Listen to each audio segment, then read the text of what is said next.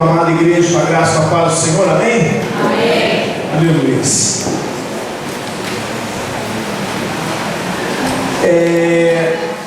Hoje, a palavra que o Senhor colocou no meu coração para estar dividindo com a igreja é uma palavra que, quando ela foi ministrada ao meu coração, ela me trouxe muita confiança. Essa palavra foi ministrada no meu coração no momento em que, assim como a vereadora Graça, que veio aqui à frente para receber uma oração, vai passar por uma prova, vai passar por um momento tenso até das eleições, eu também vivo este momento com bastante intensidade, pois trabalho efetivamente com política.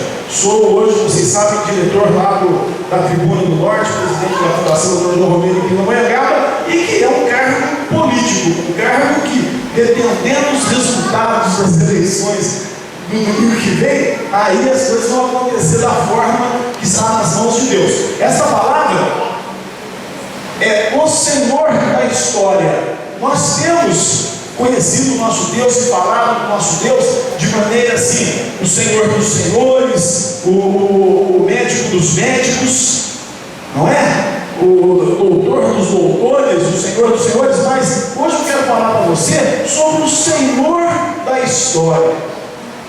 O nosso Deus, Ele controla a história do homem. Ele controla a história da humanidade. Tem sido assim desde o princípio. Ele criou todas as coisas e todas as coisas estão debaixo da sua vontade. As coisas do mundo acontecem de acordo com os planos de Deus.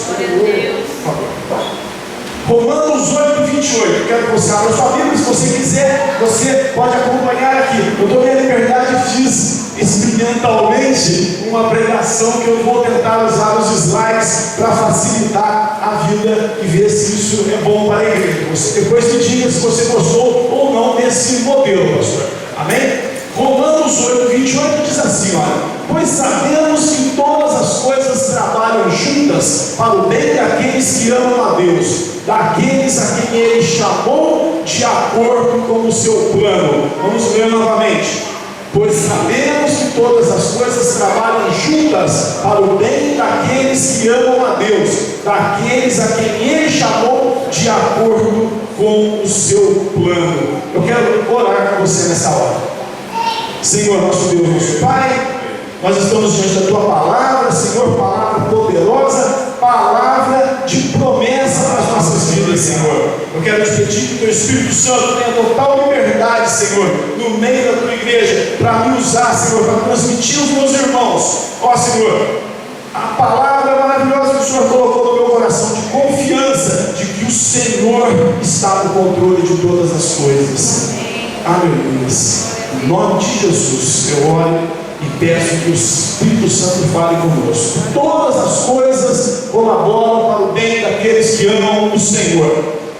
Meu querido e minha querida, todas as coisas que você tem vivido têm colaborado para o seu bem. Muitas vezes nós nos deparamos com situações, nós vivemos situações onde nós não entendemos o que está acontecendo, e nós olhamos e falamos assim: por que é que está acontecendo isso comigo? Por que é que eu estou passando por determinado problema? Como é que essas coisas estão acontecendo na minha vida? Porque eu sou crente. A palavra do Senhor está dizendo para nós aqui em Romanos 8, 28 que todas as coisas colaboram para o nosso bem, mas eu não posso crer que isso que está acontecendo comigo é para o meu bem, porque neste momento está doendo, porque neste momento está amargo, porque neste momento está ruim. Mas a palavra do Senhor diz que todas as coisas colaboram para o nosso bem. E veja o que diz a palavra, passa por favor, o que diz a palavra do Senhor sobre a palavra, mais uma. O que diz? Jesus falando lá em Marcos 13, 31, passará o céu e a terra, mas as minhas palavras não passarão. Passará o céu e a terra, mas as minhas palavras não passarão. Então todas as coisas colaboram para o bem daqueles que amam o Senhor. Mais uma, Isaías 55:11. Assim será a palavra que sair de minha boca, ela não voltará para mim vazia, antes fará o que me apraz e prosperará naquilo para que a enviei. A palavra do Senhor não volta vazia. A palavra do Senhor sai de sua boca, cumpre a sua designação e volta para Ele com os frutos que é a sua vontade. Nós não conseguimos entender, nós não conseguimos vislumbrar muitas vezes as coisas que nós estamos passando. Diz a palavra do Senhor que os planos do Senhor são altos e que muitas vezes nós não conseguimos compreendê-los. Passa mais um, por favor, meu irmão. Você conhece esse ditado popular? Deus escreve certo por linhas tortas. Você já ouviu falar isso? É mentira, viu, meu irmão? Viu, minha irmã? É mentira. Deus não escreve certo por linhas tortas, até porque a caligrafia de Deus é maravilhosa. Ele escreve certo por linhas certas. Ele é inerrante como a sua palavra. A sua palavra, a nossa Bíblia, ela é inerrante. As coisas que estão escritas nelas estão certas. Não há coisas erradas escritas na nossa Bíblia. Isso é mentira. Você já passou, né? Agora é esse daqui, olha. Quando a gente vem para a igreja, você já escutou essa promessa para você, não escutou? Alguém, então você usou isso quando você foi evangelizar alguém no nosso trabalho aí do mais um. Você chega para a pessoa e fala: olha, Deus tem um plano para a sua vida. Você crê nisso, meu irmão?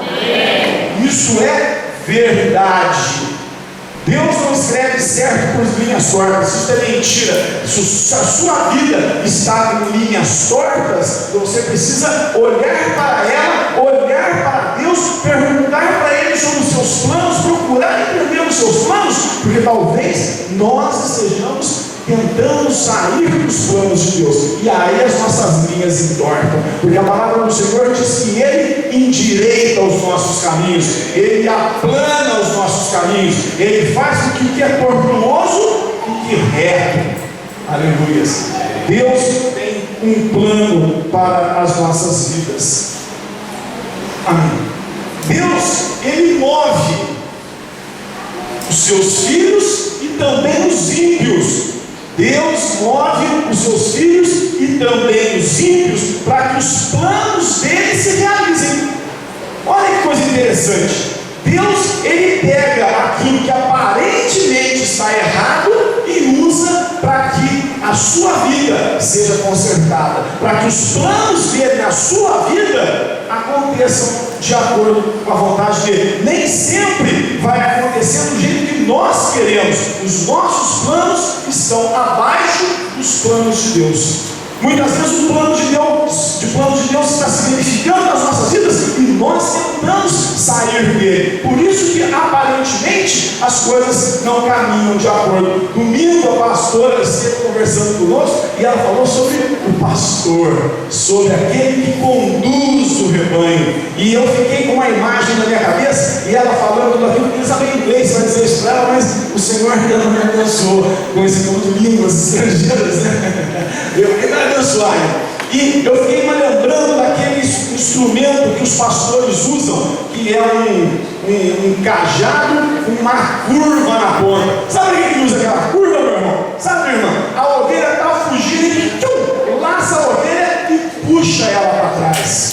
Porque a ovelha tende também, embora ela conheça a voz do pastor, embora ela saiba que o pastor, da sua dependência do pastor, vez por outra ela quer pastar do lado de lá da cerca, ela quer pastar aonde ela acha que a grama está mais verde, mas é o pastor que sabe aonde está a água melhor para beber, é o pastor que sabe aonde está o melhor pasto. Então o Senhor move os seus filhos e move também os ímpios, para que os planos dele se verifiquem nas nossas vidas. Por isso, ele é o Senhor da história. Isso fica muito claro desde o início da Bíblia, desde Gênesis até Apocalipse. Se você olhar com cuidado, você vai ver que a história da humanidade passa pela pelas mãos de Deus. Nada acontece que não esteja previsto nos planos de Deus. O diabo, ele tenta tirar, tenta fazer, tenta acontecer, mas é o plano de Deus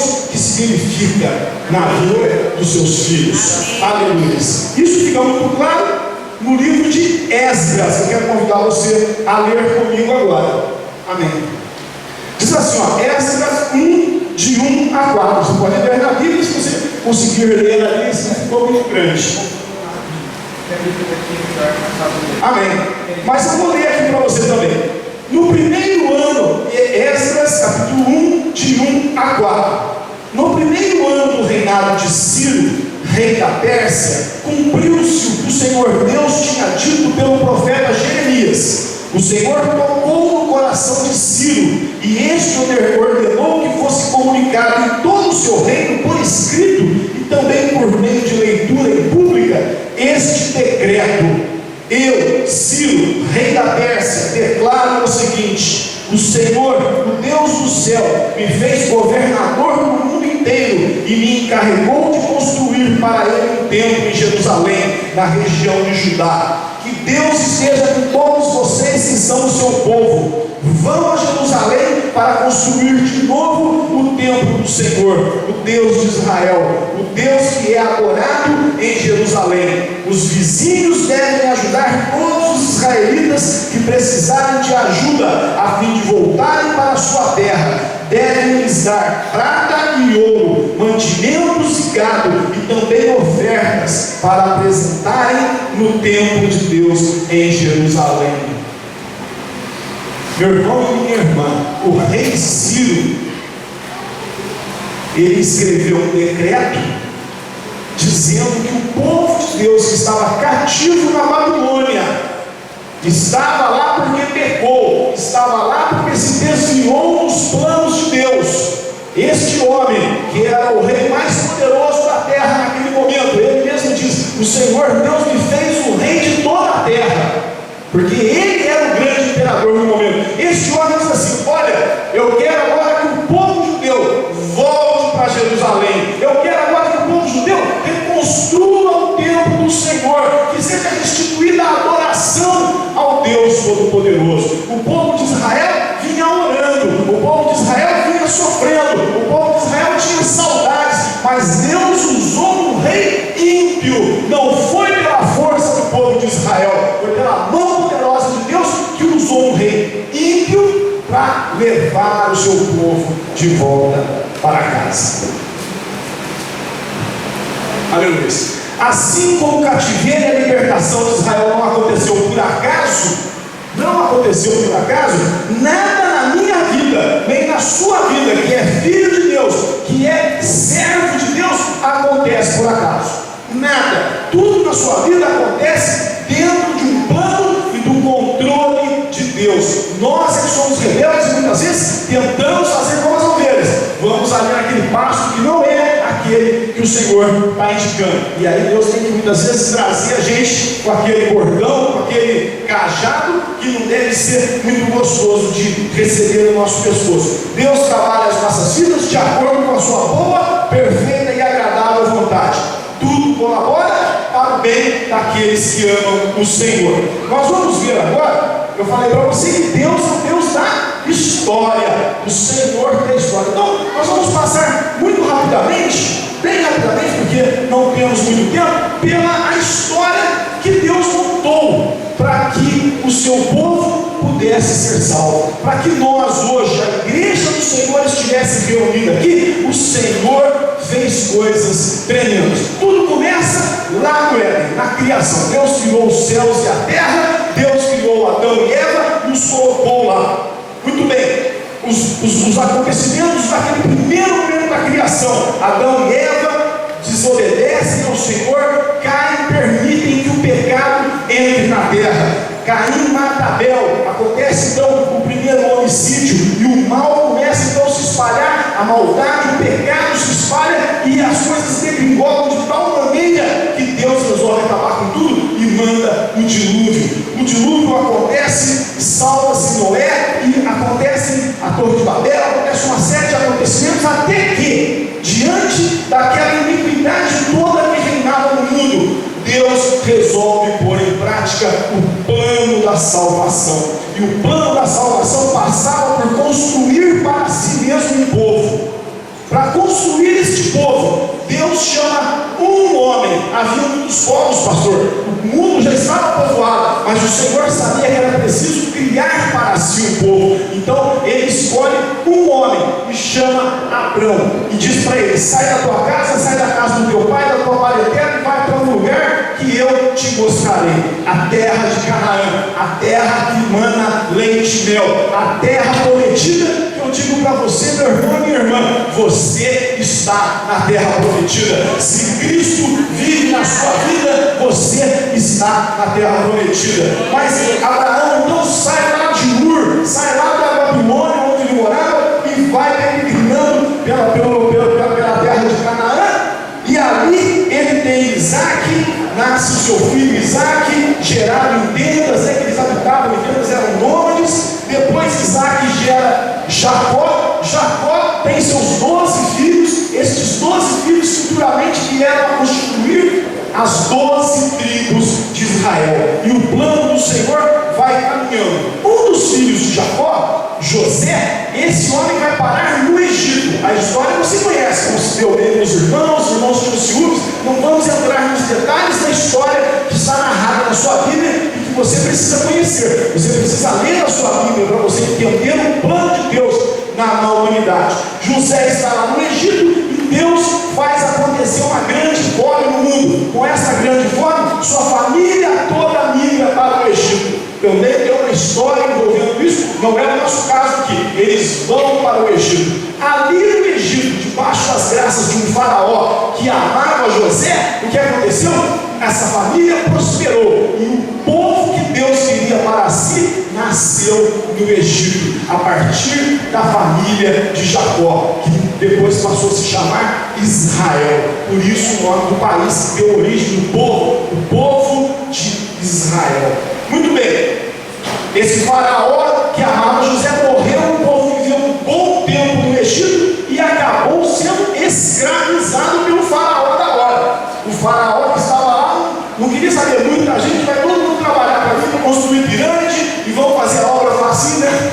Assim nós tivéssemos tantos trabalhadores como aquele homem tinha. Por isso ele construía pirâmides gigantescas e que estão ali até hoje. A partir do cativeiro, o povo volta a clamar, o povo volta a olhar para Deus, e Deus levanta mais uma vez um homem, dessa vez Moisés. Moisés então é usado pelo Senhor para tirar aquele povo que ele criou do Egito, do cativeiro, dar liberdade ao seu povo. Aquela promessa que ele fez a Abraão vai se verificar agora neste povo que nasceu no Egito. E Moisés atravessa o Mar Vermelho, ele protagoniza as pragas do Egito e ele vai então para a terra prometida.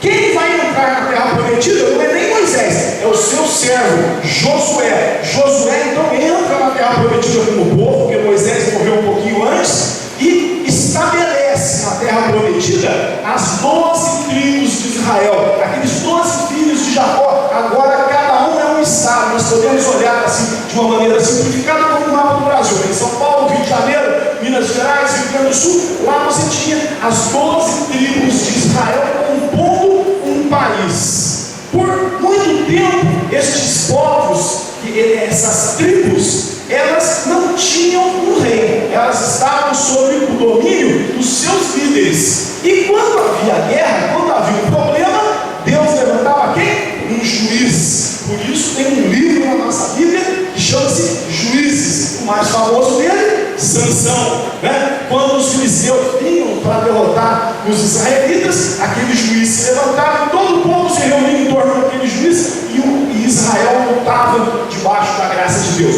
Mas o povo que Deus criou não estava muito feliz ainda. Ele olhava ao seu redor e via que nos outros países havia o quê? Reis, rainhas. E esse povo então olha e fala assim: Senhor, nós queremos um rei. Todos têm reis. Por que Israel não tem um rei? Dá-nos um rei. E o Senhor então deu a eles um rei. Pode passar? O primeiro momento do reino de Israel Saul, Davi, Salomão, estes 3 reis governaram Israel, as 12 tribos debaixo do mesmo rei. Isso tudo muito rapidamente, contando a história em 1 minuto, debaixo do mesmo rei. Salomão, o último deles, tornou Israel uma potência mundial, tornou Israel um país invejado, tornou Israel um país rico. Você sabe muito bem, meu irmão, minha irmã, que Salomão era o homem mais sábio que nós já tivemos na face da terra. Mas Salomão era homem e morreu. Quando Salomão morreu, entra a história do reino dividido. O reino unido era um reino forte, mas este reino forte, por conta da má gestão inicial de Roboão, filho de Salomão, que disse assim: não, eu vou ser mais duro que meu pai, eu vou cobrar mais impostos que meu pai cobrava. O que meu pai fazia não é nem cosquinha perto do que eu vou fazer aqui. E aqui houve então uma contenda em Israel, e o reino que era unido se dividiu. Surge então o reino do sul, com a capital Jerusalém, que era governado por Roboão, filho de Salomão. Estavam ali a tribo de Judá e meia tribo de Benjamim. As outras 10 tribos e meia ficaram sob o domínio de um outro rei, Jeroboão. E esses homens, dividindo o reino de Israel, tornaram o reino de Israel fraco. O que aconteceu, meus irmãos?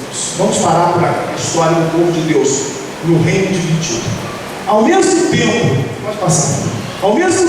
que Deus construía um povo para si, a história da humanidade não parou. A história da humanidade continuou crescendo. Então vamos voltar um pouquinho. Lá no tempo dos patriarcas, lá no tempo de Abraão, Isaac e Jacó, havia um grande império naquela época, o Egito. Era para o Egito que as pessoas recorriam quando havia fome, porque lá sempre havia fertilidade ali no delta do Nilo. Todo mundo vai falar do rio Nilo, não, um grande rio que corta o Egito, fazia com que houvesse fertilidade nas terras do Egito. E mesmo nos momentos de fome, o Egito era uma potência. Por isso, José pôde socorrer seus pais quando houve aquela grande fome. Ele estava no Egito. O Egito era a grande potência. Depois do Egito, para cá, depois do Egito, surge um novo império, a Assíria. Meu irmão e minha irmã, este povo assírio dominou todos os países ao seu redor, e ele tinha uma vontade muito grande de dominar Israel, muito grande. E num determinado momento, por conta da iniquidade, por conta do pecado do povo de Israel, exatamente no ano 721 a.C., as 10 tribos e meia, o reino do norte, cuja capital era Samaria, o que aconteceu? Foi dominada pela Assíria. Os assírios vieram, dominaram este povo e levaram essas tribos lá para outros países. Daqui a pouquinho nós vamos falar um pouquinho sobre isso. Levou este povo embora. Então o reino das 10 tribos e meia acabou, ficou Judá. Mas quis Deus que um outro império se levantasse. Os assírios já não estavam com a bola toda, surge um novo império, os babilônicos. A Babilônia cresce, domina a Síria, Nabucodonosor, que foi um dos grandes reis da Babilônia, no ano de 600 a.C., ele também estava de olho em Israel. E ele vai agora e consegue dominar Jerusalém. Jerusalém era a capital do reino de Judá. Então, durante mais tempo, por conta de ali brilhar a estrela de Davi, de ali brilhar a lâmpada do rei Davi, eram os descendentes de Davi que estavam ali naquele lugar. Mesmo assim, pecaram, mesmo assim, andaram contra a vontade do Senhor, e Nabucodonosor levou esse povo todo para o cativeiro. Então, ao mesmo tempo que Deus construiu a história do seu povo, Ele construiu a história do mundo, através dos grandes impérios, através dos grandes reis, e as coisas começam a se casar, e as coisas começam a se juntar. Agora o povo de Deus está na Babilônia, pode passar. E aqui nós voltamos ao livro de Esdras, que nós lemos agora mesmo. Por quê? Porque a Babilônia também não resistiu muito tempo. A Babilônia também caiu. E a Babilônia cai diante de qual império? O Império Medo-Persa. Que quem era o rei deste império, quem era o grande imperador deste império? Ciro. Meus irmãos, em uma pequena lembrança dos impérios. O Império Assírio, aquele que dominou as 10 tribos e meia, ele tinha um método de governo. Sabe o que eles faziam? Eles chegaram lá em Israel, pegaram todas as pessoas importantes de Israel e levaram para outros países. E pegaram no seu grande império um monte de estrangeiro e levaram para tomar conta das cidades que eram as cidades que Deus tinha dado para aquele povo.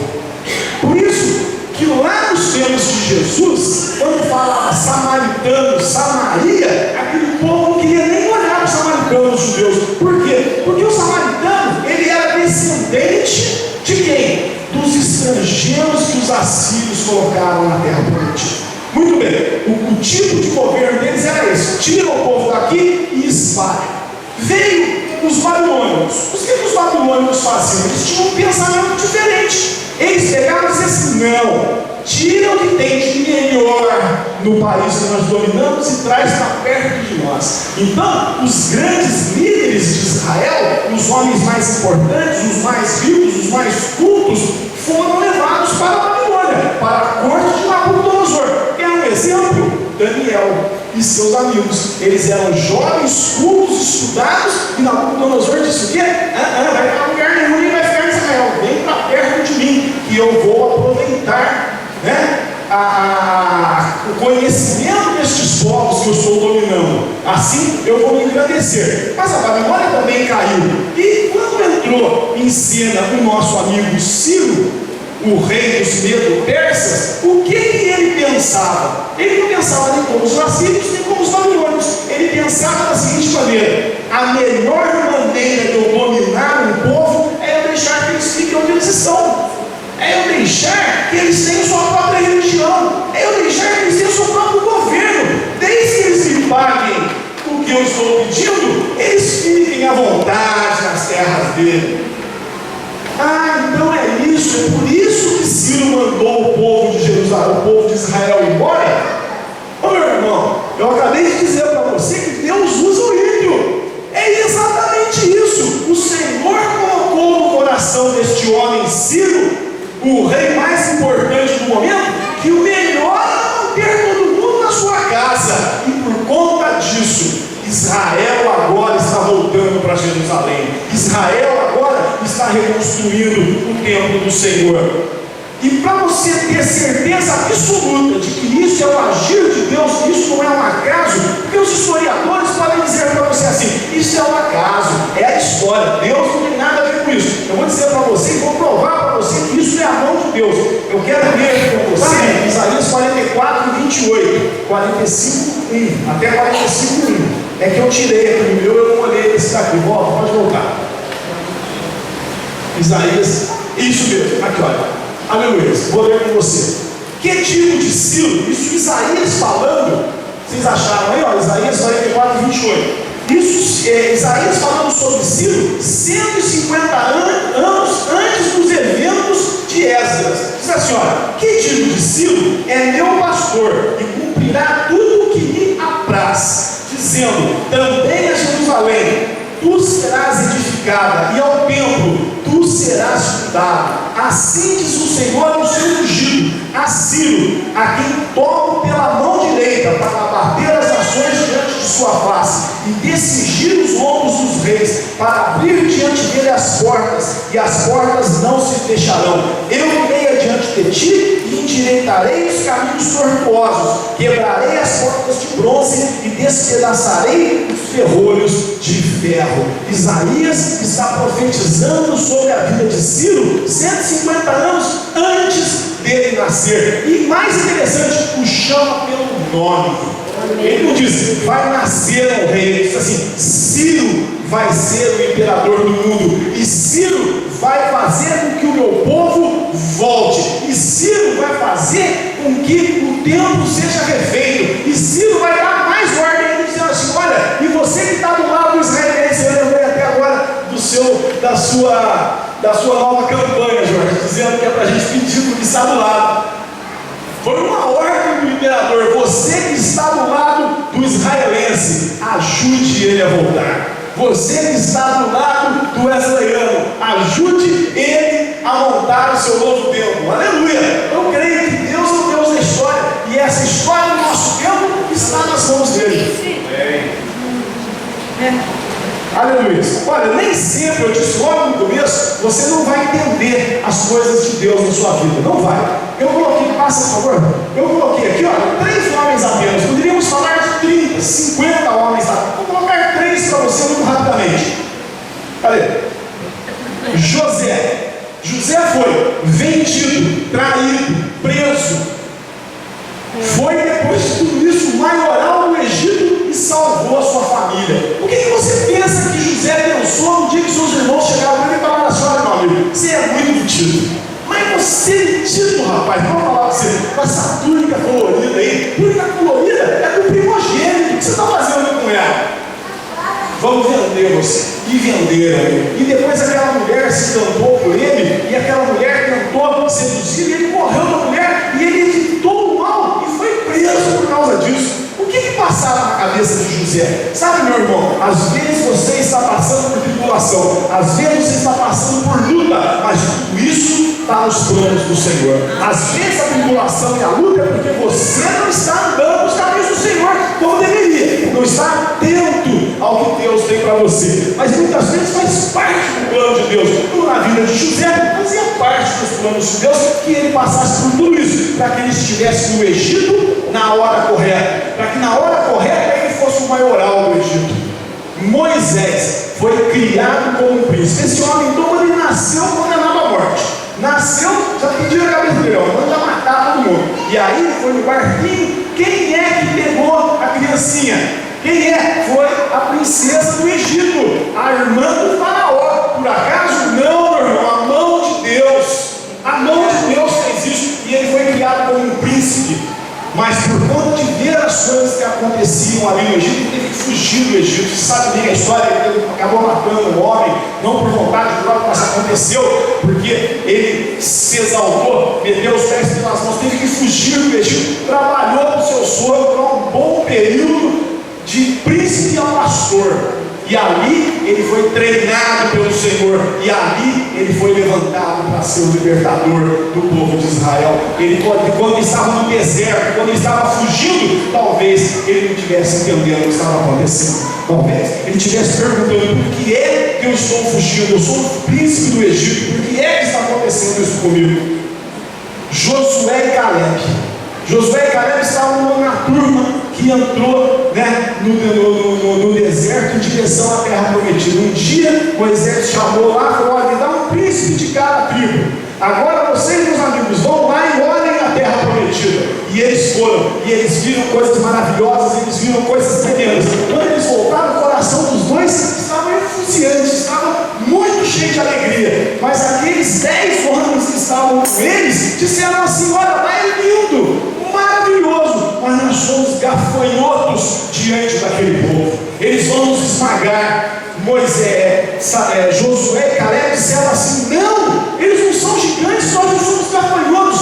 Não, eles são pão que Deus está dando para nós mastigarmos. Mas aquele povo rasgou suas roupas, aquele povo chorou, aquele povo fez um pandemônio, uma coisa de doido. E Moisés recebeu a ordem de Deus: olha, é o seguinte, dá meia volta e vai rodar no deserto por 40 anos, que é para essa tropa toda morrer. Esse povo todo vai morrer no deserto. Josué e Caleb marcharam 40 anos com este povo condenado, com este povo que tinha que morrer para que a promessa do Senhor pudesse se cumprir. Mas eles perseveraram. Eles ficaram comendo maná, e eles ficaram andando com o Senhor debaixo da nuvem e vendo o fogo, sabendo que a promessa de Deus ia se cumprir na vida deles. E eles foram os únicos dois daquela geração que entraram na terra prometida. Talvez você não entenda o que está acontecendo na sua vida. Talvez você não entenda a luta que você está passando. Talvez as coisas estejam difíceis para você. E eu quero te dar um conselho: não pergunte para Deus por que as coisas estão acontecendo na sua vida. Pergunte para Deus para que as coisas estão acontecendo na sua vida. Quando você olhar para o Senhor, dobrar os seus joelhos e pedir entendimento para Deus: Senhor, por que é coisas estão se verificando na minha vida. Me mostra o significado disso, me mostra a saída disso, me mostra o que eu tenho que fazer no meio dessa situação. Nenhuma das situações que nós passamos sozinhos, meus irmãos.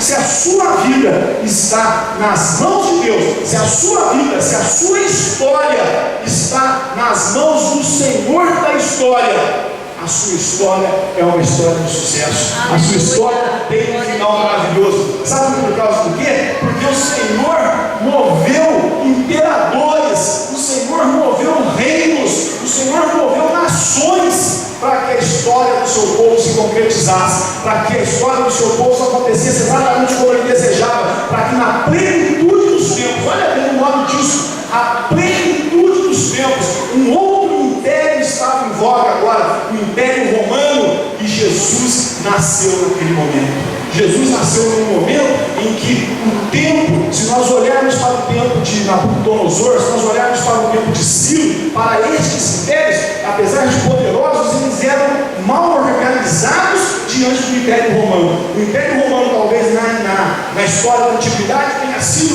o mais organizado. As estradas estavam construídas, as notícias não iam pela internet, mas elas corriam com muito mais facilidade. Os missionários do Senhor tinham estradas para caminhar.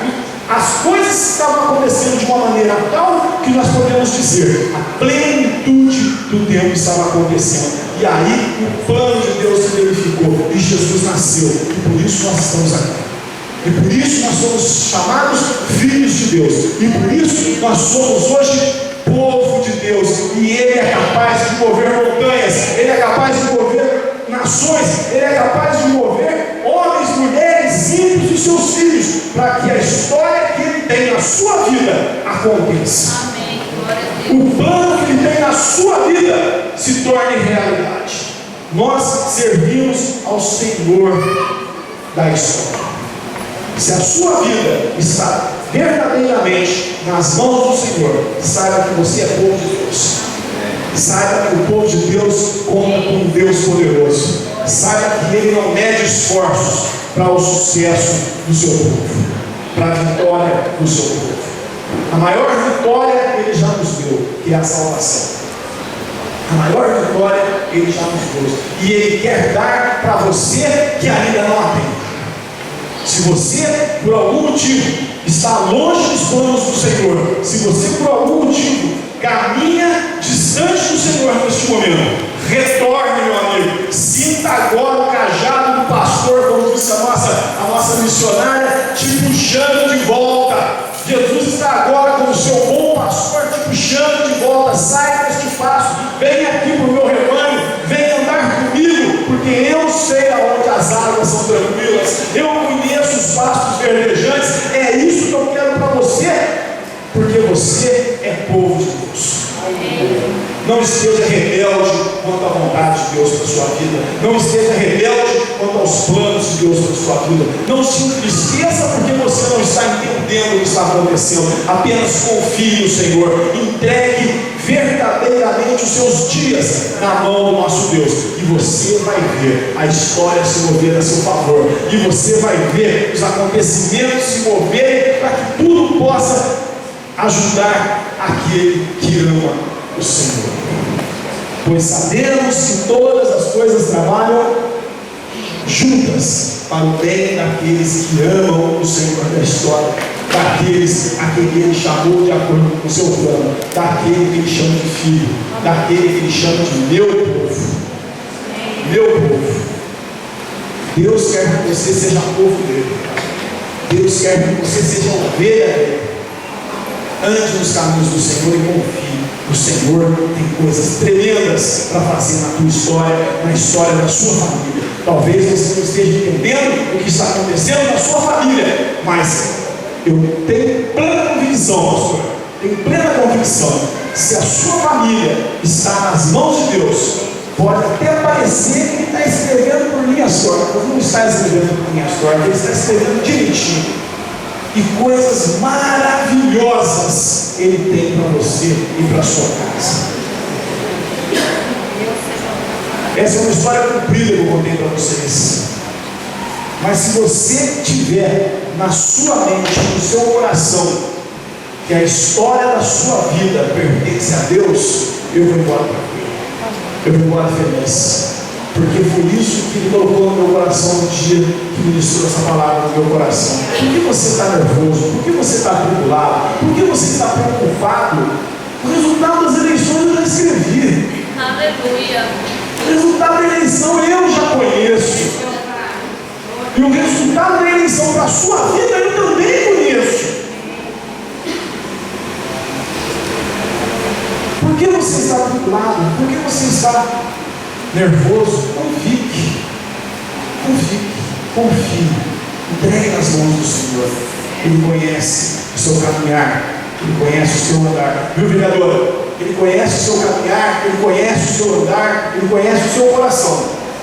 Sabe que você trabalhou bastante para chegar confiante nesse dia. Da mesma forma, eu tenho feito isso. E eu creio que cada um de nós, nas nossas vidas, nos nossos desafios, não estamos de braços cruzados, mas estamos caminhando com o Senhor, cientes de que a história das nossas vidas está nas mãos dele. Eu agradeço a oportunidade em nome de Jesus. E agora quero convidar você a vir aqui para o altar. Venha para o altar. Venha para o altar, porque aqui no altar do Senhor tem milagre. Tem milagre para a história da sua vida. Tem milagre para a história da sua família. Tem milagres e mais milagres para você e para mim. Por isso, não fique no seu banco. Eu me entristeço quando o pastor chama a igreja para frente e fica a gente sentado no banco. Fica a gente sentado no banco. Talvez a sua família esteja 100%, meu irmão. Eu louvo a Deus por isso. Mas olhe pela família do seu irmão, olhe pela família do seu vizinho, olhe para alguma família, porque tem muitas famílias precisando da oração da igreja. Venha na campanha, venha se colocar de pé diante do Senhor, com o seu coração contrito, com o seu coração entregue ao Senhor da história. E Ele vai escrever uma história linda na sua vida. Aleluia. Agradeço a oportunidade em nome de Jesus.